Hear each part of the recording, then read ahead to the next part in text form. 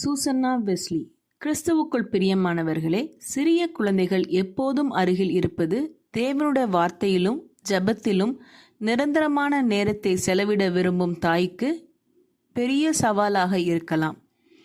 அதனால் தான் எனக்கு ஊக்கமளித்த சூசன்னா என்ற ஒரு தாய் பற்றி உங்களுடன் பகிர்ந்து கொள்ள விரும்புகிறேன் என்கிறார் சகோதரி நான்சி. சூசன்னா என்னும் தாய்க்கு 19 குழந்தைகள் இருந்தனர்.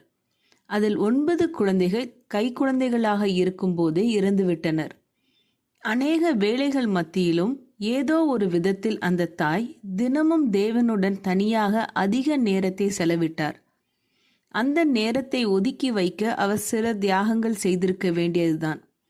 ஆனால் அவர் உபாகமம் 4ஆம் அதிகாரம் 10ஆம் வசனத்தில் உள்ள தேவனுடைய கட்டளையை கைப்பிடிப்பதில் உறுதியாயிருந்தார். அந்த வசனம் என்னவென்றால், உன் கண்கள் கண்ட காரியங்களை நீ மறவாதபடிக்கும் உன் ஜீவனுள்ள நாளெல்லாம் அவைகள் உன் இருதயத்தை விட்டு நீங்காதபடிக்கும் நீ எச்சரிக்கையாயிருந்து உன் ஆத்துமாவை ஜாக்கிரதையாய் காத்துக்கொள். அவைகள் உன் பிள்ளைகளுக்கும் உன் பிள்ளைகளின் பிள்ளைகளுக்கும் அறிவிக்க கடவாய் என்று கூறுகிறது. நீங்கள் சூசன்னாவின் 2 மகன்களை பற்றி கேள்விப்பட்டிருப்பீர்கள், ஜான் வெஸ்லி மற்றும் சார்லஸ் வெஸ்லி. அவர்கள் கிறிஸ்துவின் ராஜ்யத்தில் பெரிய ஊழியக்காரராக விளங்கினர்.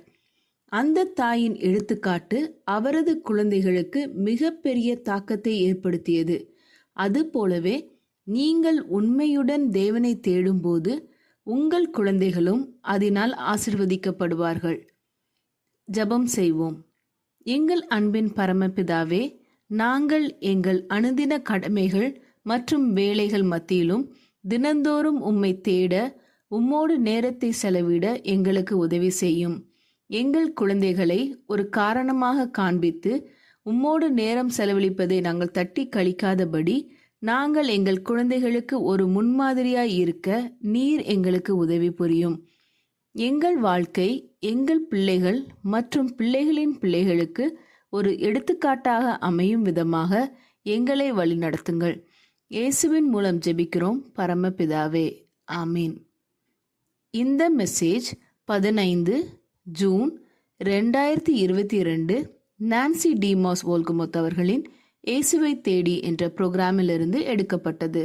கர்த்தர் உங்களை ஆசீர்வதிப்பாராக.